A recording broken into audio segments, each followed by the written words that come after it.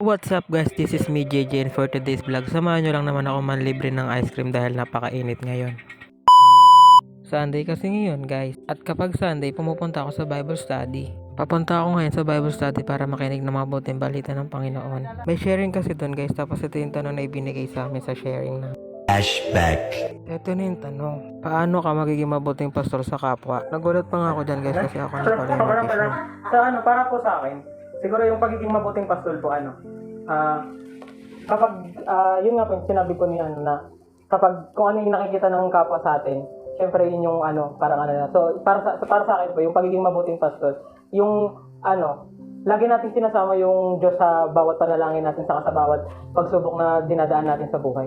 Katulad na naman po pag, may mga malulukha po tayong mga sakit. Huwag natin isipin na, yung na wala sa atin yung Diyos, na hindi natin kasama yung Diyos sa araw-araw.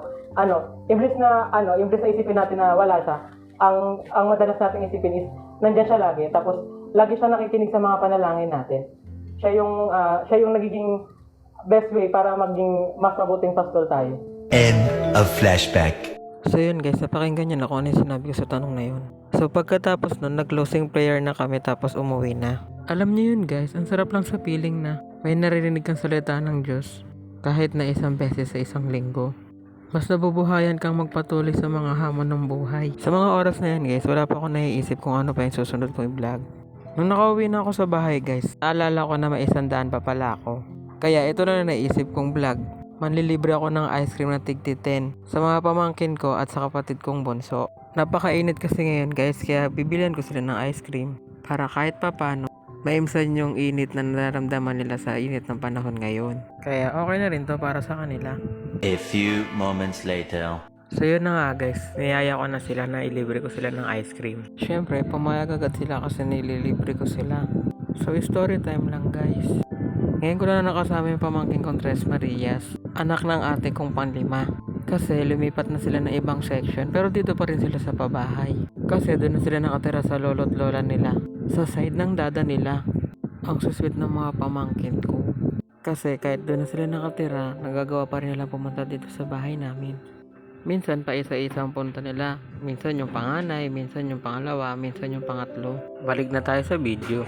Yung pamangkin ko na naka-white tumakbo dun sa isang tindahan kasi kala niya dun kami bibili ng ice cream. Pero sabi ko sa kanya hindi kami dun bibili, dun kami sa may panibagong bukas ng ice cream. So yun, hinabol niya ako. Tapos tumilip naman tong pamangkin ko sa vlog. Siya yung pangalawa sa Tres Marias. Sa sobrang init, nagmamadali na kami pumunta. Pinauna ko muna sila para mabidyohan ko sila. So yung dalawa kong pamangkin nagbuhatan pa. Sarap lang makita na masaya mga pamangkin ko at saka naghaharutan sila. Yung panganay naman sa Tres Marias nayakap yung bunso kong kapatid. Yung bunso naman sa Tres Marias nakayakap dun sa pamangkin kong lalaki. Buti nga naisipan ko silang ilibre. Wala rin talaga akong magawa that time. Tsaka buti na lang nandun sila. Tama-tama at may pera din akong 100. Kahit maliit lang yung 100 na pagkasya namin yun kasi mura naman yung bibilihan namin ng ice cream. Gaya nga ng sabi ko, 10 piso lang yung ice cream sa pupuntahan namin. So yun, malapit na nga kami at nakita na namin yung stall. Yung pangalan pala ng stall na to is Raha Ice Cream. Located siya sa looban ng pabahay tapat ng Zen Store. Pabili na kami ng ice cream ng pamangkin ko na pangalan sa Tres Marias. So kinausap na namin yung tindera na bibili kami. Story time lang, lahat kami ay mahilig sa ice cream. Sa mga handaan namin, lalo na pag birthday, hindi mawawala yung mga ice cream na yan. Yung tipong kahit malamig na yung panahon, naka-ice cream pa rin kami. So yun, inabot na nga namin yung pera dun sa tindera. So habang nabili kami, nandun naman yung iba nagpapahinga dun sa may lilim, sa may tricycle. Nakiusap ako sa pamangkin ko na siya lang muna bumili kasi napakainit talaga. At dun muna ako, sasamahan ko muna sila magpahinga din at magpalilim. So yun na nga yung pamangkin ko, nandun siya at bumibili. Soon after. Uupo ako sa tricycle ngayon para magpahinga. Paupo pa nga lang ako tapos tinawag na ako ng pamangkin kasi okay na daw pala. Meanwhile. Di ko na na-video yung pagkuha namin ng ice cream pero ay nakikita nyo naman dyan na kinakain na namin yung ice cream. So flavor pala ng ice cream namin is vanilla choco. Yun sa akin paubos na so pauwi na rin kami.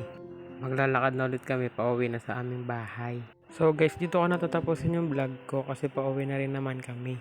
Please like, share, subscribe, and hit the notification bell para lagi ka updated sa aking mga video. Muli, ako si John Joshua Elias na nag-iiwan ng isang mensaheng laging isipin na kasama natin ang Diyos.